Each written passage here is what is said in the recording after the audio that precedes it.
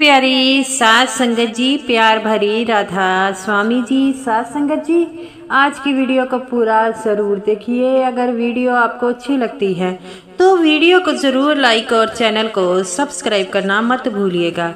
सात संगत जी, ये जो आज की वीडियो है वह इंदौर में बाबा जी से संगत ने कौन कौन से सवाल जवाब किए हैं उसके बारे में है।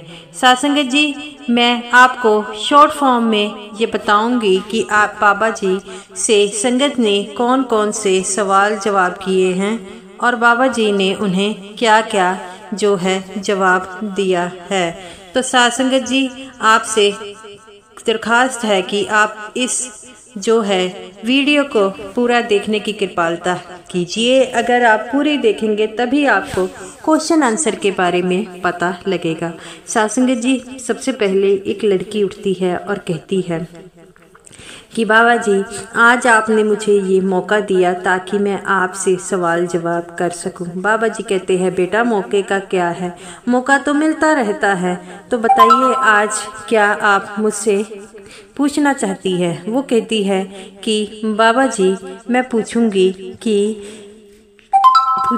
कि मेरी माँ जो है, मैं ऑस्ट्रेलिया में पढ़ने जाना चाहती हूँ, लेकिन मेरी मम्मी जो है मुझे मना करती है और मेरे पापा मुझे कहते हैं चले जा। मेरी माँ कहती है कि अगर मैं चली जाऊंगी तो मेरी जो है सेवा कौन करेगा, पीछे से मेरा ध्यान कौन रखेगा, मैं तो अकेली पड़ जाऊंगी। तो बाबा जी कहते हैं, बेटा उनकी बात भी सही है, माँ बाप की सेवा करनी ज़रूरी है। अगर हम माँ बाप की सेवा नहीं करेंगे तो कैसे चलेगा, हमें तो उनका ध्यान रखना चाहिए। जब हम छोटे थे तो वो हमारा ध्यान रखते थे और अब हमें उनका रखना होगा। और फिर बाबा जी बोले, पेरेंट्स को सबसे ज़्यादा खुशी होती है जब उनके बच्चे इंडिपेंडेंट हो जाए, अपने पैरों पर खड़े हो जाए और वहाँ रह के ही आप अपने पेरेंट्स को ख्याल रख सकते हो। आप तो वीडियो कॉल तक ही दूरी है बेटा, कभी कभी उनको बुलाना नहीं, प्योरिटी अपने पेरेंट्स को दे, सबको हो जाएगा, दोनों इस दूसरे का सहारा बनो। और वैसे भी लड़कियों ने ही पेरेंट्स का ध्यान रखना है और चंगी बेटी बन के चंगी नो बन सके, तो अंडरस्टैंडिंग से ये सारे काम होने हैं। तो वो कहती है, बाबा जी आप ठीक करते हैं, सबके बीच अंडरस्टैंडिंग होनी ज़रूरी है। तो बाबा जी कहते हैं, बेटा आप यहाँ भी मर्जी रहो, लेकिन अपने पेरेंट्स का हमेशा ध्यान रखें। और वो कहती है कि बाबा जी, मेरी मम्मी मजाक में कहती है। बाबा जी कहते हैं, तो कोई बात नहीं बेटा, अपने माँ बाप से बात कीजिए, अगर वो इस चीज़ के लिए राजी है तो आप ज़रूर जाइए। तो वो कहती है, ठीक है बाबा जी। और तभी एक लेडी बाबा जी के सामने आई और कहने लगी, बाबा जी, जब भी मैं भजन सिमरन पर बैठती हूँ तब मेरे को काली जो परेशानी होती है और मुझे काली परछाई दिखती है और जो मेरी गर्दन पकड़कर मुझे सिमरन नहीं करने देती और मुझे रोकती है।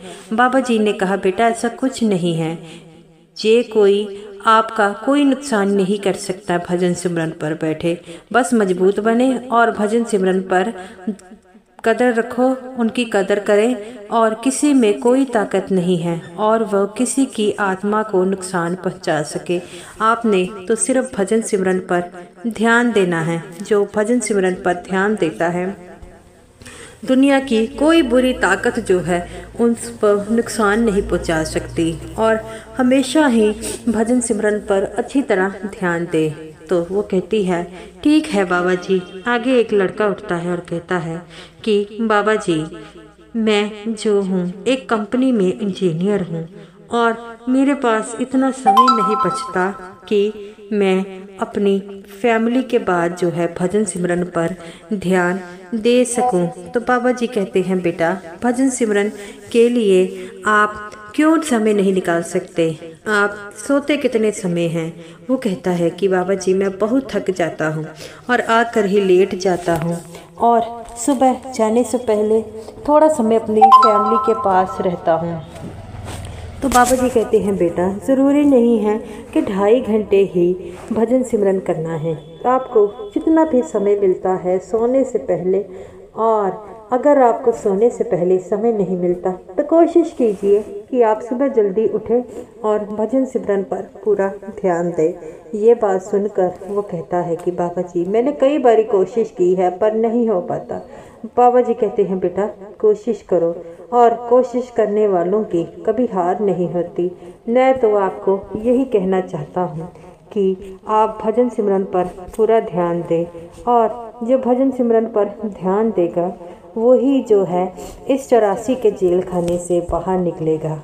और 84 के जेल खाने से बाहर निकलने के लिए जो है उसके लिए हमें सिमरन करना बहुत ज़रूरी है। तो आगे एक लड़की उठती है और कहती है कि बाबा जी मैं आज आपसे कुछ पूछना चाहती हूँ। तो बाबा जी कहते हैं बेटा पूछिए क्या पूछना है। वो कहती है कि बाबा जी मैं जब भी कोई काम करती हूँ तो मुझे जो है उसमें सफलता नहीं मिलती। तो बाबा जी कहते हैं बेटा ऐसे कैसे हो सकता है, जब हम कोशिश करते हैं तो उसमें सफलता तो हमेशा ही मिलती है, तो आप कैसे कह सकते हो कि आपको सफलता नहीं मिलती। वो कहती है कि बाबा जी मैंने बहुत बार कोशिश की है लेकिन किसी न किसी कारण मेरा जो काम है अधूरा रह जाता है।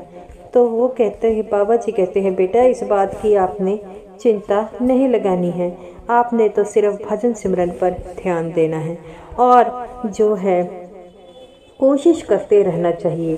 कोशिश करने वालों की कभी हार नहीं होती। वह मालिक भी उनका सुनता है जो भजन सिमरन करता है, और आपको एक ना एक दिन सफलता ज़रूर मिलेगी।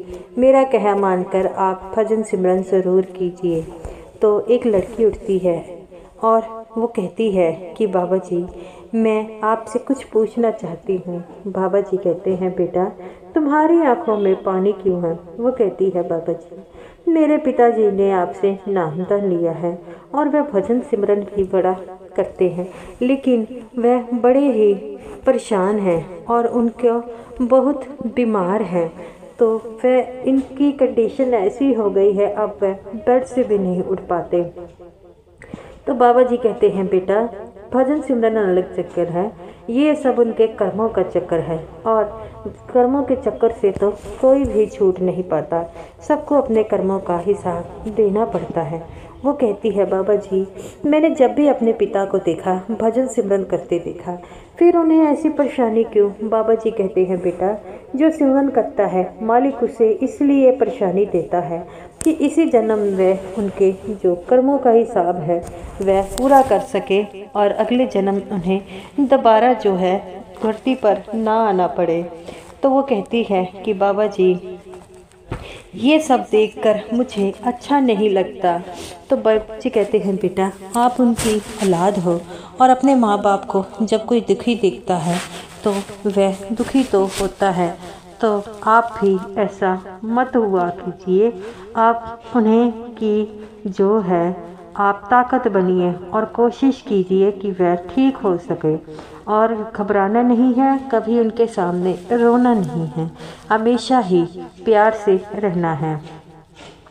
आगे एक आदमी आता है और कहता है कि बाबा जी मैंने और मेरी पत्नी ने जो है वह इकट्ठे नामदान लिया था। बाबा जी कहते हैं बेटा ये तो बड़ी अच्छी बात है, लेकिन वो कहता है कि बाबा जी मेरी पत्नी भजन सिमरन पर नहीं बैठती। तो बाबा जी कहते हैं बेटा उनको आप ऐसे जो है बार बार मत कहा कीजिए, जब उनका मन करेगा वह खुद करेंगे, ज़बरदस्ती नहीं करनी। तो वो कहता है कि बाबा जी मैं उसे बहुत समझाता हूँ लेकिन वो बात पर समझती नहीं। तो बाबा जी कहते हैं बेटा आप उनके सामने भजन सिमरन कीजिए, उनकी ताकत बनिए, और जब आप उनके सामने भजन सिमरन करेंगे तो वह खुद ब खुद आपको देखकर ही भजन सिमरन करना शुरू कर देंगे।